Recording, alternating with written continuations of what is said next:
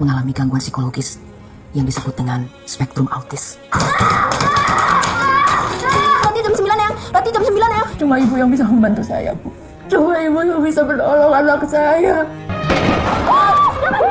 Radin sama Kinara tuh sayang banget sama Banyu. Aku tuh sampai terenyuh loh lihat persahabatan mereka. Kamu tuh memang hebat. Urus anak kayak gitu sendirian lagi. Sanggup nggak sanggup, Mbak? Harus sanggup. Very smart. Very smart. Banyu, kamu itu mestinya tahu diri. Saya ini ngebesarin Radin bukan untuk jadi pelindung kamu, tahu nggak? Jangan dekat. Sana. Jangan. Bangun main. Radin. Bangun. Yang sejati itulah kita. Aku menggantikan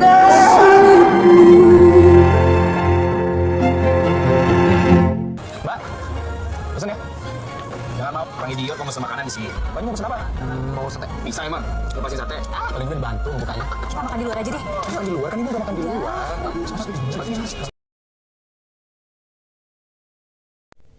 Assalamualaikum warahmatullahi wabarakatuh. Perkenalkan saya Flora dengan NIM 2504055020010. Nah, di sini saya akan membahas mengenai analisis kasus anak tunalaras yang melalui film Indonesia yang berjudul Dancing in the Rain. Nah, film ini rilis pada tahun 2018 yang dibintangi oleh Dimas Anggara sebagai Banyu dan Reva Mahendra sebagai Radin dan Bunga Zainal sebagai Kirana dan disutradarai oleh Rudi Arianto. Nah, mengapa saya mengambil film ini untuk video saya? Karena menurut saya film ini relevan untuk memahami anak tunalaras, khususnya terkait emosi, perilaku, dan interaksi sosialnya, baik itu dalam keluarga, sekolah, maupun masyarakat. Nah, langsung saja kita mereview filmnya. Nah, film ini itu menceritakan tentang Banyu, seorang anak laki-laki dengan gangguan spektrum autisme. Meskipun cerdas, Banyu ini sangat kesulitan dalam berkomunikasi dan menyesuaikan diri dengan lingkungan-lingkungan sekitarnya. Nah, sejak kecil itu Banyu sering dianggap aneh oleh teman-temannya dan beberapa orang di sekitarnya, terutama tetangganya. Karena cara berbicara dan perilakunya yang berbeda dari anak-anak lain, terutama anak-anak sebayanya, hal ini tuh membuatnya sering diejek, ditolak, dan mengalami diskriminasi. Nah, sehingga itu ia terkadang menarik diri dari lingkungannya atau sering marah berlebihan akibat diejek. Nah, Banyu ini tinggal dalam keluarga yang mendukung, yang perlahan belajar memahami kebutuhannya. Nah, dukungan keluarga ini itu membuat Banyu merasa aman dan diterima di rumah. Meskipun tetap ada kayak tantangan di luar karena kan teman-teman dan tetangganya itu sering mengejeknya dan diskriminasi. Nah, Banyu ini di sekolah memiliki satu teman yang bernama Radin yang selalu membela Banyu saat dibully, dan satu lagi Kinara, dia adalah tetangga Banyu yang membantu Banyu bagaimana mengekspresikan emosinya dan merasa diterima. Nah, Kinara ini adalah salah satu tetangganya yang baik. Nah, konflik itu muncul ketika ibu Radin yang bernama Catherine itu kayak tidak memahami masalah Banyu. Tiba-tiba dia ingin memisahkan Radin dan Banyu karena ia khawatir bahwa Radin terganggu oleh persahabatannya dengan Banyu. Karena dia menurutnya Banyu ini berbeda dengan anak-anak lainnya. Nah, hal ini tuh membuat Banyu merasa terasing dan sedih karena persahabatannya yang selalu diuji. Tetapi dengan kedua sahabatnya ini yang selalu memahami bagaimana itu Banyu, akhirnya perlahan mereka membuat ibu Banyu ini sadar bahwa Banyu ini begini. Nah, akhirnya persahabatannya mereka kembali kuat lagi dan membaik. Adapun beberapa masalah utama yang dialami oleh Banyu. Yang pertama itu masalah sosial.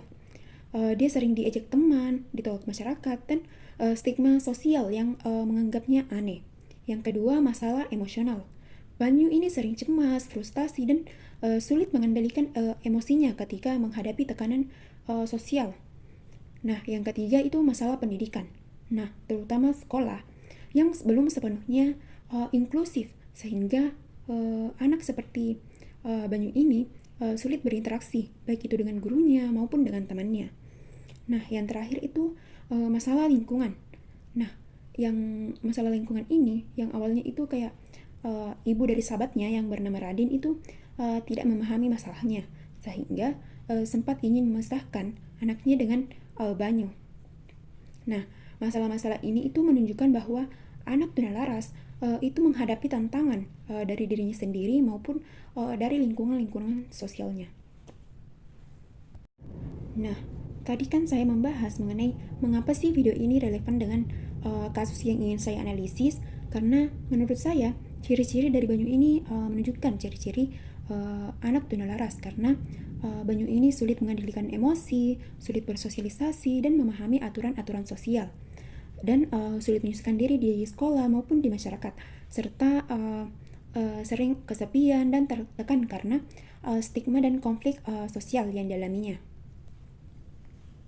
Dengan masalah-masalah yang tadi, anak seperti Banyu ini itu sangat memerlukan dukungan yang sangat penting bagi perkembangannya, terutama itu keluarga yang membuatnya itu merasa aman dan diterima. Yang kedua itu pertemanan yang bisa membuatnya merasa dipercaya. Yang ketiga itu sekolah yang inklusif yang membantu menunjukkan bakat dan apa yang dimilikinya.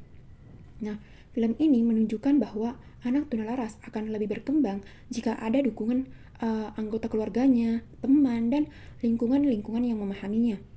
Persahabatan yang positif juga membantu mereka dalam mengelola emosi dan berinteraksi sosial, karena dia merasa ada yang bisa dia percaya. Baik, sekian dari analisis film ini yang berjudul Dancing in the Rain yang membantu kita memahami bagaimana sih kehidupan anak tunalaras, terutama soal emosi, perilaku, dan interaksi sosialnya. Nah, semoga video ini meningkatkan kesadaran dan empati kita terhadap anak-anak berkebutuhan khusus, sehingga dapat mendorong terciptanya lingkungan yang ramah dan mendukung bagi mereka. Terima kasih sudah menonton. Bye-bye.